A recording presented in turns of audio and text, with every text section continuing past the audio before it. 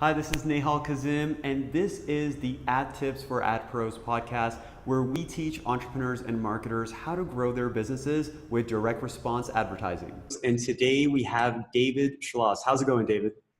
Appreciate it, man. Everything's going fantastic. Awesome, man. Good to have you on the podcast.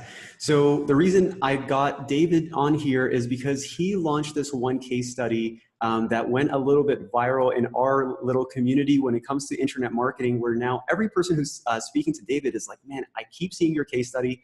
Let's jump on the phone and talk. And so everyone was talking about it. I'm like, man, I got to share this with my audience as well. So the case study is essentially how to go from someone that is really good at what you do, if you have an expertise or have some sort of skill, and now you actually want to create a business, an education business, to teach other people on how to get the same result that you're very good at getting.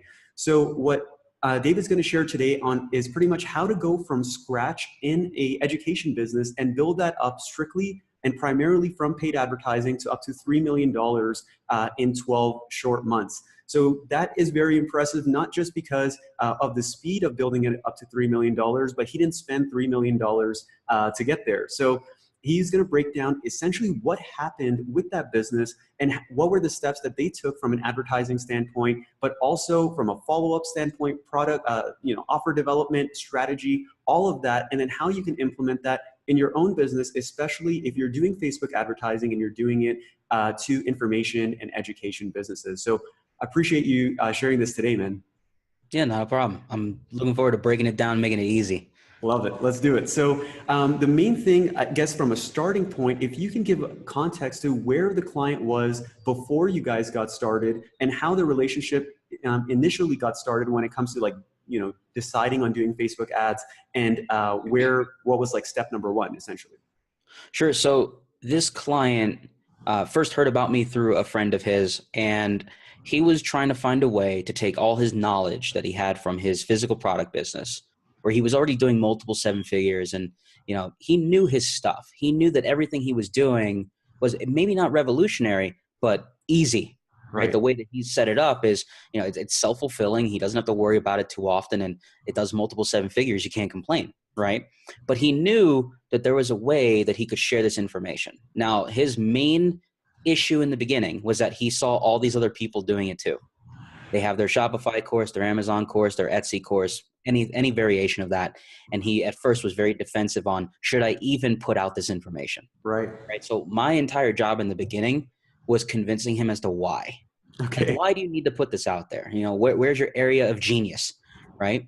And most people, even myself, have had that blockage where we don't feel we're good enough to sell our information. Right. I'm a practitioner. I'm a technician. I've done Facebook ads for 9 years now, and I don't even have a popular course out there. Yet there's a guy that may have come out a year ago who's done $1 million, and I'm like, what the heck is going on here? Right. And he hit the exact same thing. So what I saw was myself going, oh, I don't know if I could sell this thing. And so I used him more of at first it was an experiment, but then it became more of like, oh my God, there's something here. Interesting. And I know that there's plenty of people out there, I'm sure, including maybe even yourself, who felt that and have said, I don't know if I should sell anything that I know. Or does anyone really even want it? This podcast is like 2 years in the making because I was just scared. And it's like, I didn't want to commit. And like, I got to interview people and I got to create content. And like, the lighting isn't good. Like my beard isn't lined up, just dumb things because those are excuses. And so what was it that actually helped you get through that? And what was it helped him that created that confidence to actually implement? So what I did, I took it into my own power and I basically bought into 6 of the most popular e-commerce courses at the time. Okay. Amazon, Shopify, all sorts of different variations. I even looked into the software and things of that nature. And I said, look, this is what's being produced into this world. And each of these courses have done multiple 6, if not multiple 7 figures. And I said, let me break it down as to what they're talking about. So I went through everything. I made a list of like, what's the strong points? How many videos were inside of each course? Was this a continuity-based membership or was this a one-time gig? If there was software, was it just audience research or was it more to that? Right? So I broke all these different things down and I said, this is your course. If the average course is 20 videos and a research tool, you just need to have 20 videos and a research tool. But that means you're then everyone else. You're just like them. So Right. what do we have to do to be different? And, I'd break down everything from here's how the branding looks. Does it look like something that was built on Fiverr, or was it something that looked like they spent 10 grand to build out? Right. All these different components, making it easy for him to see that he could do this too. Because what we found out was the average amount of content created was around 30 videos. Okay. But there's an outlier there because one course had about 70 videos and another one had about 15. Right. So we're seeing where this, some people over deliver, some people might under deliver, or we might find that those 15 videos were so content rich, maybe like an hour a piece, that it was overwhelming. Right. Right. And so I was the one that was doing all the dissecting for him, so he wouldn't have to stress out about it. And I part of also saw the opportunity. For sure. And part of that process, what you don't see just from a person who's outside, is how many of those people are actually completing the course or even going through half of it. Because just because you have like, a lot of videos doesn't mean that that person is actually consuming. Are you even structuring that content in a way that they're going to consume it? Or the purpose of the whole course is to actually get them the result. So that's very fascinating on like what you were looking for from like a Facebook ads and like strategic standpoint. Like what were you looking for that you could take away, like elements to bring into this gentleman's offer? Yeah. So what I was looking for was what course or what variation of these courses brought in the most value, right? So for example, if one course only had 300 customers and yet they did the most revenue, I was looking at where did they add different items down the chain of command, or the purchase of different items where their order value would increase, right? So I saw the one that was selling software had the least amount of total customers, but the most revenue generated. Wow. I was going, okay, this is interesting. And if anyone's wondering how I figured this out, it's very easy. I ask. I ask because we're very connected in this space. More often than not, these product creators are also our friends. And everyone in the IM space, and I'm generalizing here, but we know it, loves to talk about how much they did in a certain product, right? That's why I put out a case study. Right. And so, it's very easy to go to someone and be like, can you just give me an idea of how much you did? Now, whether or not they fudge the numbers or not is solely based on responsibility and honesty. But let's say all of them were being truthful. Well, each one of these people would at least give me a broad enough number for me to generalize and go, okay, that's good to know. That makes sense. Right. This one that had software did about $2.5 million in a little over a year. Gotcha. And I'm going, was there a launch? Was there affiliates? Did you do cold traffic? And I'm asking all these questions as if they're my client. Right. But because they're happy to answer them for me, because I've done nothing but give them value and built a friendship first, they were willing to share. And the common thread was, if you add software, your average order value increases dramatically. And it doesn't have to be introduced in the beginning. It could be introduced later. If you have a coaching offer, your order value increases even faster. For sure. You go from a $1,000 product to selling something that's $5K or $10K or whatever it may be, but that's limited to time. Right. So these are different elements I figured out just by having conversations. So I created the plan where we would incorporate all of the components that led to a higher value at the cart. In the beginning, get your course. Maybe down the road, we'll incorporate a software. And then further down the line, when everything's all automated, you can incorporate coaching. So it's a ladder of command. So someone who's like going through this process and listening to this, they're like, listen, David, I'm not as cool as you. I don't have friends in all places. What do I do if I'm in this situation where I want to know what my competitors are doing, or people just in my industry, even if they're complementary products, I haven't done that yet. So what would you tell them to do so they can get that intel to make decisions? So going back further than just having those relationships, right? You can go into marketplaces like JVZoo, JVShare, ClickBank. JVZoo practically gives you the exact amount of revenue, items sold, and all that good stuff, So you can start there and go, okay, these are all launch-based products, right? So if I ever decided to go launch, this is what I'm working with, right? And usually all those marketplaces are primarily launch-based. ClickBank, on the other hand, does have more longer-term affiliates, but they don't give you exact revenue. They just tell you how popular something is. Right. So from there, you can do your research on the popularity of a topic or specific keywords and things of that nature. So they all work together. But let's use JVZoo as an example. I can go in that marketplace, type in the word Amazon, and probably find 50 products launched in the last 3 months. Let's be honest. Mm-hmm. But 10 or 15 of them might have sold the most.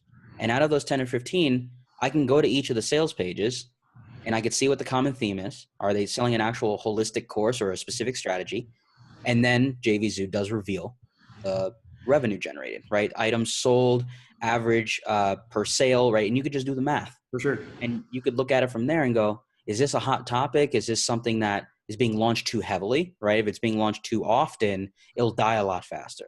For sure. And I just noticed that not many people were doing Amazon, Shopify, and something else. They were just doing one or the other. Got it. Got it. And that's, from a market standpoint, that's really powerful to know, because most people stick to one or the other and they completely ignore the other. And so you can either do just Amazon or just do Shopify. Usually there isn't a blend in between. And most people who I speak to are either on one of the other sides. And most people don't have a Shopify and an Amazon store at the same time. So, okay, so you created, and so you did the research, you bought the products, and then you looked at how they structured everything. So you have a better idea of like not only sales pages, but order processes, how they do onboarding processes for their courses. Then you can see the actual course structure, and then you're seeing offer development of what is going on, whether it's like pricing, the type of offers they have, the type of deliverables you have, and then see the average order values, and then make a decision. So exactly. For anyone who's listening, I think this is very important, because what happens for a lot of entrepreneurs and marketers, what they'll end up doing is they'll say, I want to run Facebook ads. My business is exactly perfect the way it is. I built it, so I know exactly what works. Trust me.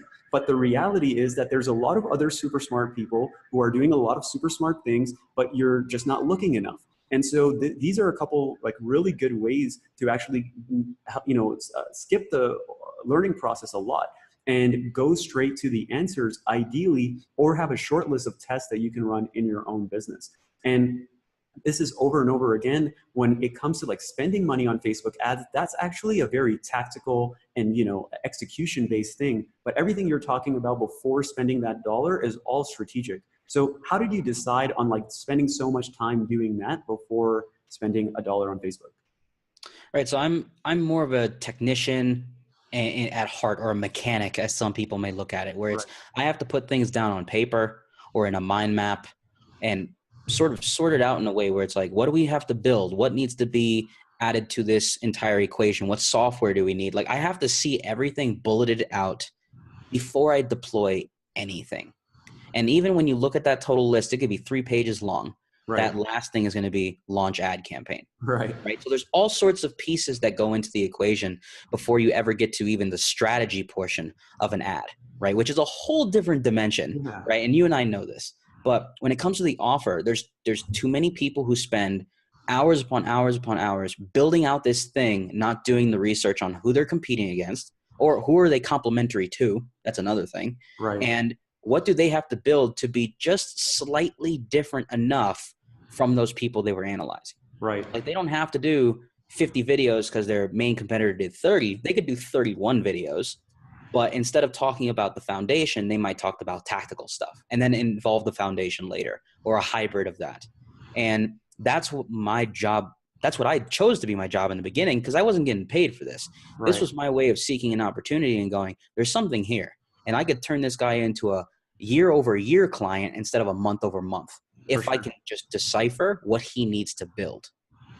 And so, going through that process, most people are not going to do that. Let's just be completely honest. They're not going to buy 6 products. They're not going to sit down, spend 25 hours of their time going through all this content, breaking it all down. But you know what? I did the work and the guy made $3 million. Right. And of course, I made my magic work on that too. Yeah. But you do that, and what you do is you now set yourself up for success in more ways than one. Because yes, maybe your product fails and people don't buy it. You now have something that you can structure for maybe client work and say, I could tell you how to craft an offer based off of all the courses I've been through and what I see works. Right. People are going to buy that. People are going to buy that. They're going to want it. And it's your value proposition. It's what's unique for you that now you can understand how to craft an offer. And so, as much as I am an advertising specialist, when people come to me now and they say, hey, I have a webinar, they also say, could you also look at my offer? Because they know I've been doing the work just like this. Right. And I could tell them, this is what you're missing to add an extra, $1,000 per customer onto the back end, right? Things of that nature. And it really just allows me to be different than a lot of other advertisers out there. Yeah, So there's and more pieces to it than one.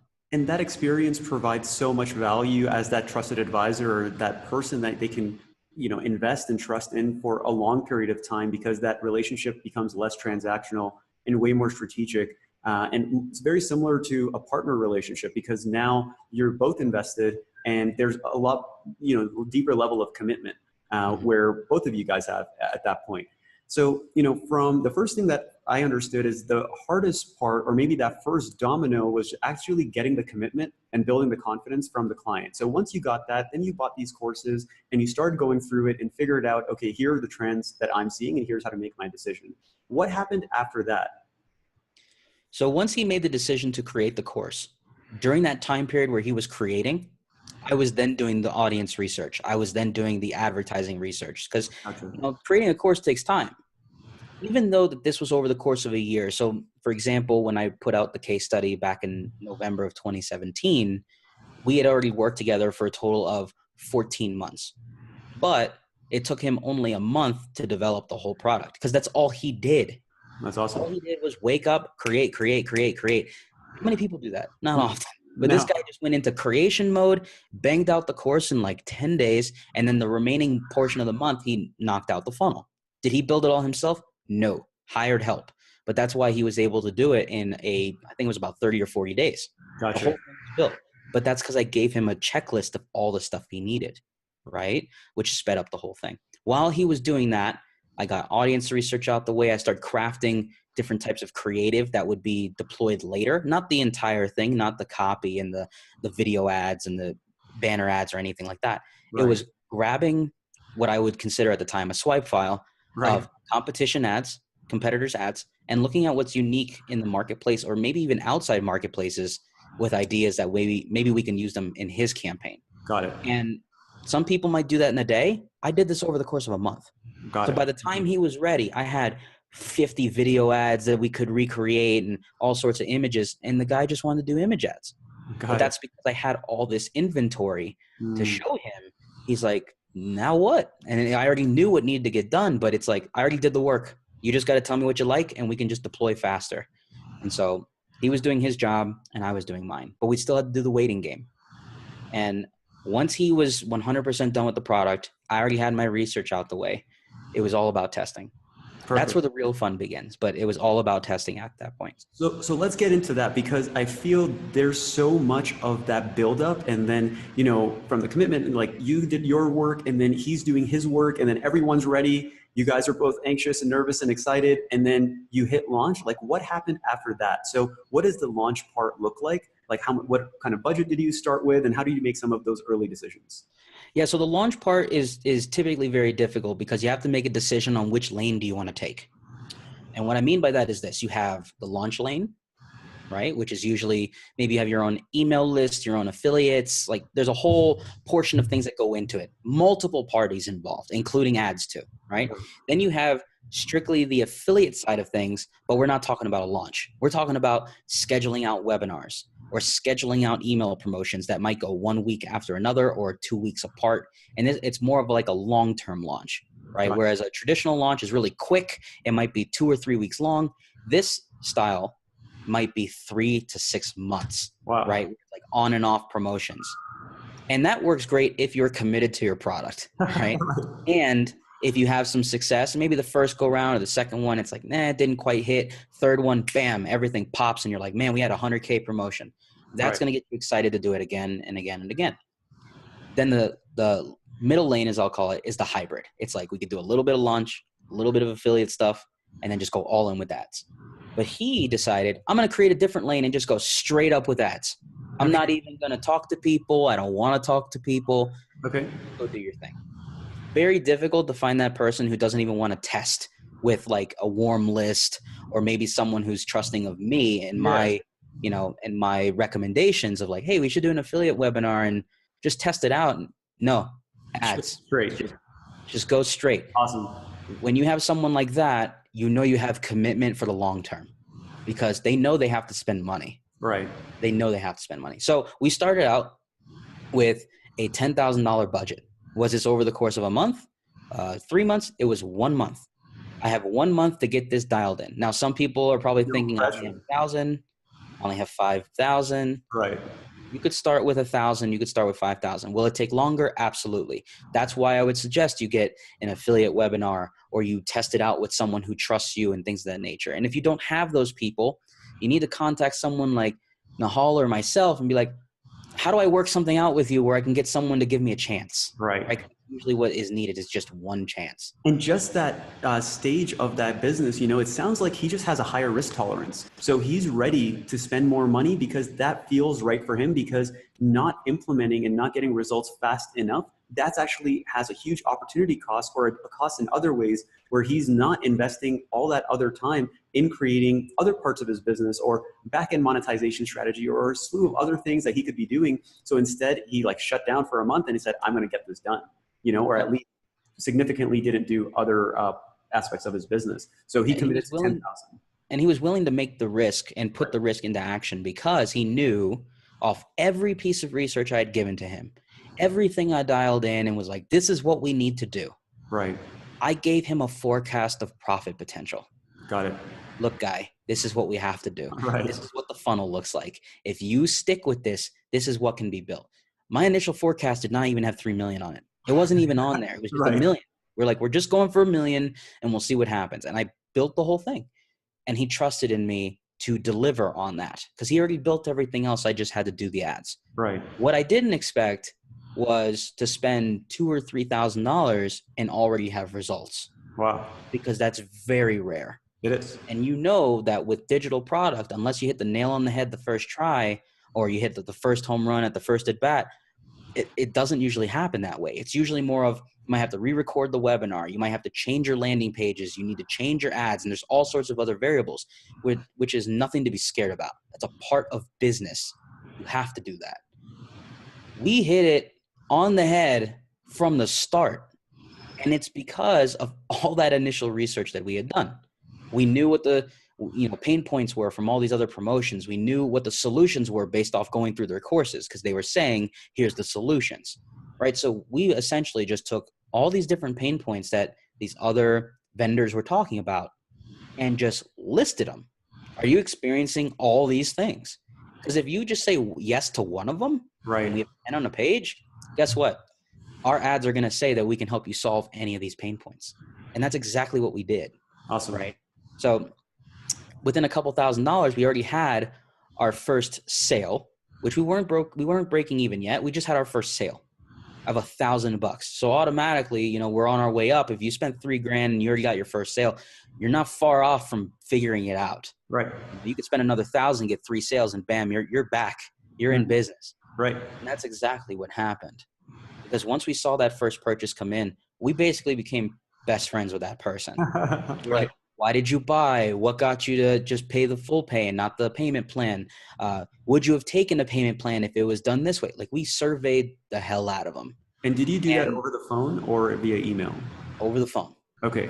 Because that's really smart. That's really smart because what we've seen, especially and people listening to this have sold information products before, they know that there's a natural refund rate. And so even if you get that first sale, it doesn't mean much until after that 30 days or after whatever time period that you're giving that refund time, that segment, because they can do that and pull the trigger at any time. And so that call and further, customer analysis and really developing that avatar, that's super smart. Yeah. And we made sure to get on the phone with them. One, it makes them feel special. It's like, look, we're giving you one-on-one attention. You didn't even have to pay for it, right? We want to call you. We want to ask you questions. And we just want to know whether or not there's things we need to change. Now, of course, we were looking at the surface level in the beginning. What got you to buy? What was it that convinced you that this was the right course for you? What are you looking to achieve in buying this course? Standard procedure of questions. Later on, let's just say I think it was about 2.5 weeks later, I followed up personally via email and I said, have you gone through the course? What are you experiencing as issues in going through the course? Like, now I want to know, where did things get a little too tough? Maybe they're too simplified or too fundamental and you want more advanced information. So now I'm digging into the content itself. Right. And are you even going through the content? Because I don't want to create a giant client base or customer base of people who never go through the content, because that's a recipe for disaster. For sure. And so I personally emailed that person, same individual, customer number one, asked them all sorts of questions. Thank God they went through the content, because their goal was to create a new business. And it was, once again, the beginning of the year. So they were all gung-ho about 2017 is going to be different. And they were going through everything. And what I gathered from that email exchange was that in going through this content, it was a little too drawn out, meaning that it wasn't too short, it wasn't too long, it was like right in the middle, but there was a lot of things to set up. Gotcha. Okay. In going back to my client, I'm like, how do we make this process easier? Is there a way that we can go from 10 videos of setup to 5? And because long term, this is going to be useful. It's going to be a quicker result. And that's what people want when they buy a course, is they want an instant result within the first week to month that they have access to the course. Right. And so you start spending a little bit of money. So you're at like 2,000, 3,000, you got your first customer, and then now you start doing like these assessments or just these analysis and these calls. What happened after that? Because a total of like $400,000 in ad spend is a significant amount for someone who's never spent that much money. And so what helped you guys like go from there? And what were like the big milestones that got you there? So yeah, he wasn't scared to spend, but it was more along the lines of he'd never seen accounts spend that much before. Okay. Now, the great thing is that I had seen accounts like that. And so he trusted in me. How could we take this account from only spending $3,000 or $4,000 in a couple weeks to spending that maybe in a couple days or even per day? Nice. And I had to educate him on that process, because Facebook does not like it when you go from spending $100 to $200 a day and all of a sudden you're spending $4,000. They start monitoring you like you did something wrong. Right. It's like, hey, what are you spamming? It's like, I'm not spamming anything. And you get looked at with a microscope. I was essentially building out, just like I had done with his offer, just like how I showed him how to build it out and put everything together. I also built out the forecast of spend, because once we had consistent results, for every 1,000 we spend, how many customers do we get? If we spend 1,000 and we get 1 customer, we sort of break even. So the goal is to get at least 2. Right. And we just kept doing that incrementally. And it went from spending 1,000 a week to spending 1,000 every 3-4 days. And then it went from that to spending $1,000 every 2 days to spending $1,000 every day. Right. So over time, if that data held true from what we saw for every $1,000, he just kept telling me, go ahead and increase it. Go ahead and increase it. It got to a point where we started averaging about 5 sales per $1,000 spent. Whoa. This was before we had upsells and software and all sorts of extra bonuses on top that would increase the order value. This was just to get his core training. Got it. And once he saw that, it was game on. What was the average order value at that point when you were getting because you're spending $1,000 to get 5, like what was that average order at that point? Right. So it was just a $997 course. $997. Okay. And we didn't have payment options yet. We were just testing out who can we get, complete buyers, as he liked to call them. Right. And what else do we have to include as bonuses into the stack to get them to buy and all sorts of things. Once we got to the point of having, 5 buyers per 1,000, right? You're basically looking at, $1,000 per buyer, right? Yeah. And we're going, is this accurate? Cause it kind of freaked us out in the beginning. It didn't make any sense. It's like, we're getting a purchase for every $200 we spend. This is starting to get a little crazy. Yeah, it's phenomenal. And then he started getting very creative. All right, David, remember that sheet you put together with all the offers that your other, competitors and friends are creating? What else do I need to create to make that average order value $1,500? So $2,000. This is really valuable, because when people start seeing success, you understand what type of entrepreneur they are. And I'm sure you've seen this over and over as you've been scaling campaigns. It's like, okay, I can spend $1 and I can make 2. What should we do right now? And for us as media buyers, it's very simple. But from the client standpoint, you see a lot of different types of reactions. So this type of reaction is like the dream client, right? Because not only do they want to spend more, they want to figure out how to increase margins further to not only spend more, but do it even more responsibly and comfortably. So that sounds like an ideal situation. Yeah, because it got to a point where all he would do is ask me, what else do I need to create? That's awesome. What else do I need to create? Which for any advertising agency, media buyer, freelance advertiser, that is a dream to hear that. Right. You get, one or two calls a month, or a Slack or Skype message that says, do you need me for anything? Like Right. that's very rare that you get that. But Right. that's what I was seeing and actually living. Now, the thing is, being the type of entrepreneur myself, where it's like, what else can I do to improve? I would then look at the ads and find ways to improve them on my own. He didn't need to get involved. That's all me. Sure. But at the same time, I would go to him and say, so-and-so just launched a software. You might want to look into this. Right. So-and-so just did a coaching program. I have a buddy who joined. It's 5K. People are joining left and right. You might want to look into this. And then he became that individual that started doing all that background research and Nice. digging in and seeing what everyone else is doing, which now you have team effort. Right. And when you're both on that same page and one's doing all the creation and the other one's doing the marketing, it becomes very effortless, especially when you understand your metrics. Right. Because you guys were making decisions very clearly based off, objective numbers instead of like gut decisions. And so it sounds like there was like, it's almost too good to be true. It's like, oh shit, like what's going to break?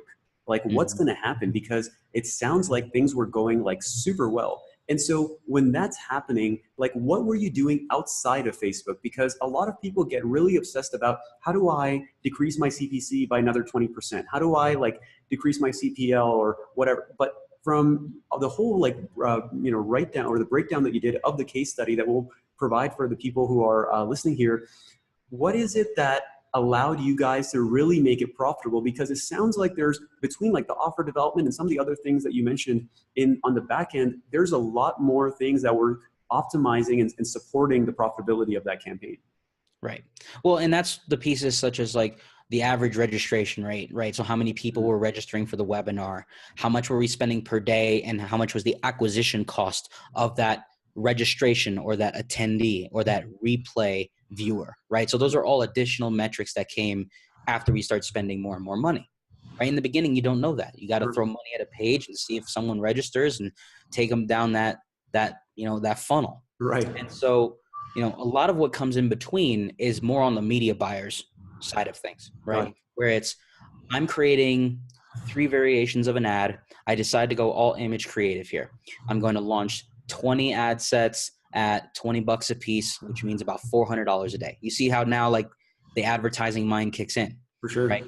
Oh, we have 20 audiences, 3 ads a piece. I got to optimize the individual ads within the audiences. Where is scale? Where is there no scale? Like those are all minute tasks with big results because it takes time to do all that. I could have launched 500 ad sets in a day and pissed off Facebook, but I didn't. I had a plan. 20 audiences every couple days, launch them incrementally, monitor the page registration rate, which is an opt-in rate for a lot of people, right? Is it 40%? Is it 50%? We held steady between 40 and 50% on an opt-in. Super high.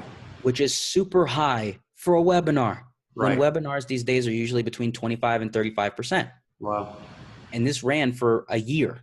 Okay. So you have to think, when we wrote this copy for this page and when we were writing copy for the ads, we just decided, instead of coming up with 5-10 different variations of this copy, let's just write long form, every possible pain point, and we're going to provide every possible solution, because we didn't want to have to redo this thing over and over and over. We wanted sustainability and efficiency.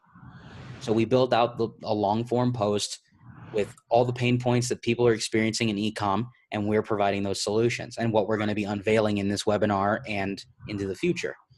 By doing that one time, we never had to change the ad again. We had 3 different creatives. That's it.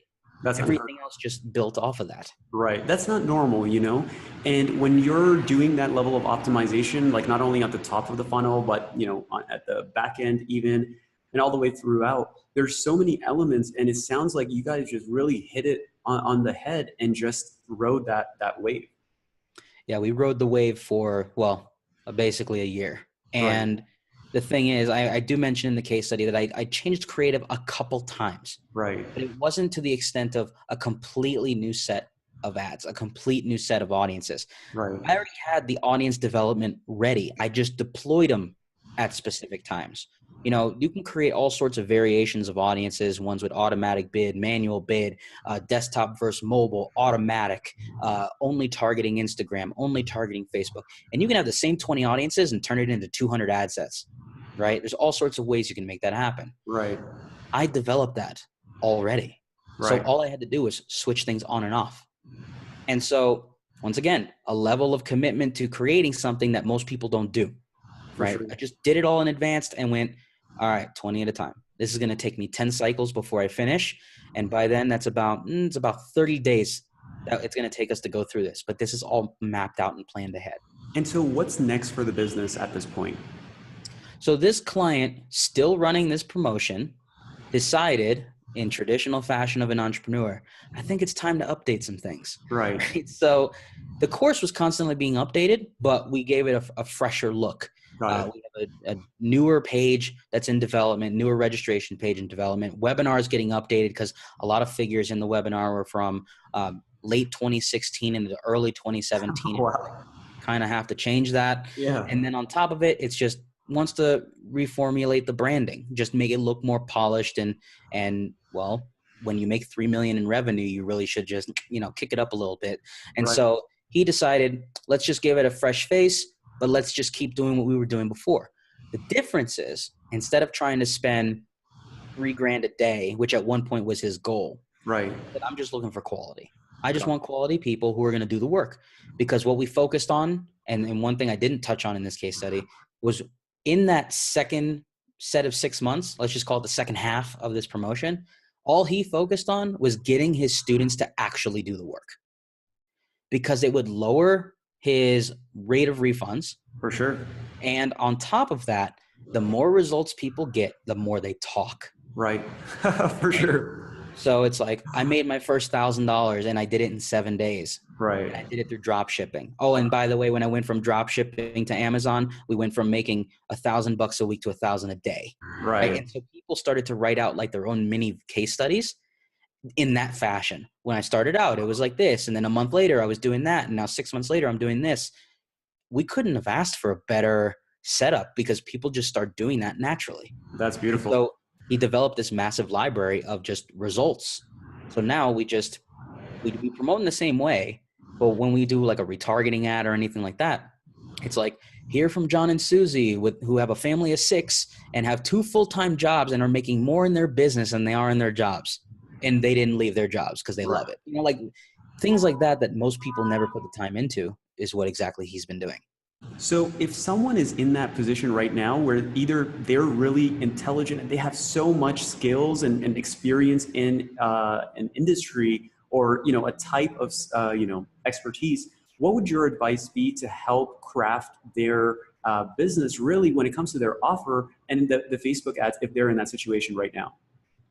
Right. So I'll say this first. If you have the thought or even a remote idea of what you want to create and you've been itching at doing it, if you are at that point of just going, I have to do this, that is when you need to start, right? Because there's a lot of people who say, I have to do this, and then they wait 6 months and they're not passionate anymore, right? So the moment you have just an inkling of idea of what you want to create, start mapping out or outlining exactly what it is that just put it down on paper. So I like to call this a brain dump. It's take all the stuff from your head and just put it on paper, right? It's not the final outline. It's just what's there.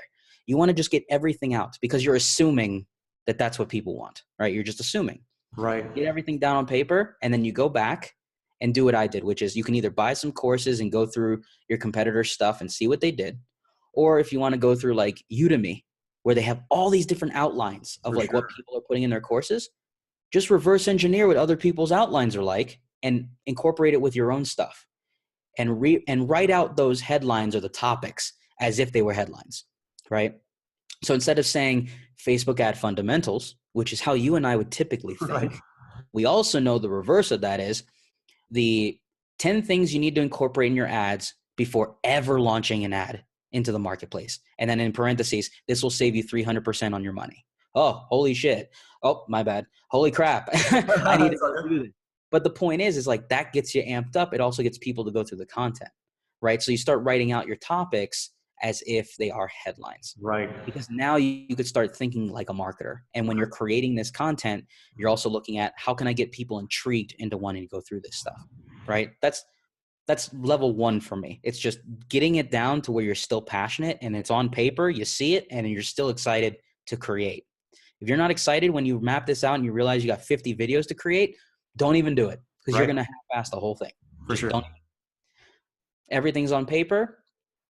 This is where I would go. This is one of two ways. You either go and talk to someone who's done this before that you personally know, right? That could shortcut you by a mile, right? It can give you a lot of leeway, but also a lot of clarity on what needs to get done next, which is usually going to be creating your offer, creating your funnel, and all these other things, which most people start to panic about because it's a lot of things you got to create.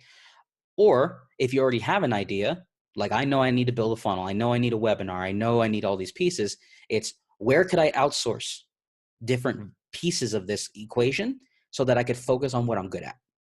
Like, I know I can create PowerPoint slides. I know I can create a webinar. I hate building funnels. So I'm going to go hire someone to build a funnel. And so that's the next piece that I find most people get stuck. And that's where you should put some attention. It's where can I outsource different components of this entire process? And it speeds up the whole thing. And depending on where people are, like the next step of that would be if you're already at a break-even campaign, or where, you know, the weakness might be like the actual advertising part, or you need someone with experience. I think it does make sense to bring in an expert, because if everything else is already set up, the only thing you're missing at that point is just the traffic. So if someone is like looking, or in that same situation where they have an information product or they have a coaching offer, like what's the best way to get a hold of you and start that conversation? Sure. So if you want to get a hold of me, whether it's for ad management, consulting, mentorship, you can reach me two places. You can email me direct, david@convertroi.com, right? I see everything. You don't have to worry about going through 20 filters. I see it.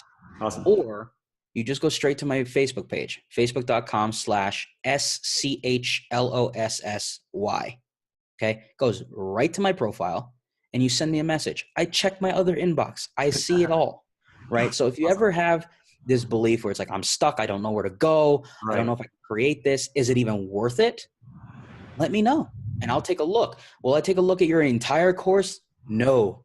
But at least give me an idea of what it is you're promoting, because I see tons of stuff. I see tons of offers every day. I run all sorts of accounts. And so I might have something already that could speed up the process for you, or maybe gives you an upper edge over someone else that you're competing against that maybe I know personally.